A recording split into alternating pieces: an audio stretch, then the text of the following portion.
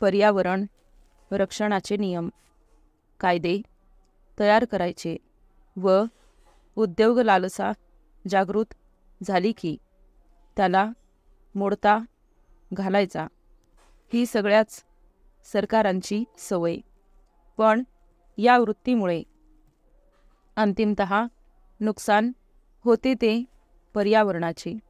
या पार्श्वभूमीवर कोकणातील सावंतवाडी व दोडामार्ग परिसरातील 25 गावे संवेदनशील क्षेत्र म्हणून घोषित करावी यासाठी स्थानिक तसेच स्वयंसेवी संस्थांनी सुरू केलेले प्रयत्न उच्च न्यायालयाच्या नव्या निर्देशामुळे यशस्वी ठरले। आता ही गावे अधिसूचित करण्याशिवाय केंद्र सरकारकडे कोणताही पर्याय शिल्लक राहिलेला नसला तरी या लढ्यातून जुनेच प्रश्न नव्याने समोर आले आहेत। परिच्छेद व्याघ्र प्रकल्प अभयारण्ये व राखीव वनक्षेत्राच्या सीमेलगतच्या 10 चौरस किलोमीटर क्षेत्रातील परिसर संवेदनशील क्षेत्र म्हणून घोषित करावा। ही संकल्पना तशी जुनीच।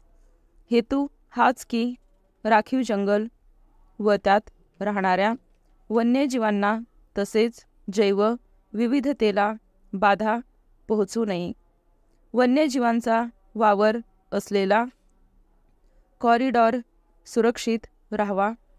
1986च्या पर्यावरण रक्षण कायद्यात संवेदनशील क्षेत्र या तरतुदीचा उल्लेख नव्हता, पण विकासाच्या नावावर अशा जंगला लगत अनेक नवे प्रकल्प येऊ लागताच सरकारने ही तरतूद करून घेऊन ती अंमलात आणणे सुरू केले। सुरुवातीला संवेदनशील क्षेत्र निश्चित करताना त्यात समाविष्ट असणाऱ्या गावांना येणाऱ्या अडचणीचा विचार केला गेला नाही। त्यामुळे हा मुद्दा पुन्हा सर्वोच्च न्यायालयात गेला। 2022 मध्ये न्यायालयाने खाणकाम सोडून इतर लहान मोठ्या बांधकामांना या क्षेत्रात परवानगी असेल असा निकाल दिला। यामुळे संवेदनशील क्षेत्र म्हणजे विकास ठप्प हा गैरसमज दूर होण्यास मदत झाली। पर्यटनाविषयीचा संभ्रमही दूर झाला। आजवर जंगल राखण्यात महत्त्वाची भूमिका बजावणाऱ्या गावांना यामुळे दिलासा मिळाला। मात्र सरकारी पातळीवर वेगळेच उद्योग सुरू झाले। परिच्छेद जंगलाखाली भरपूर खनिज संपत्ती दडलेली आहे। तिथे अशी क्षेत्रे अधिसूचित करायची नाहीत।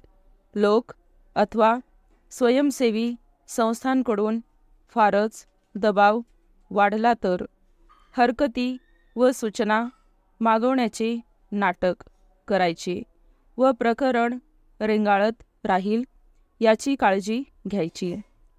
या दरम्यान याच भागात खाणकामाला परवानगी द्यायची। हे ते उद्योग। कोकणात हेच घडले।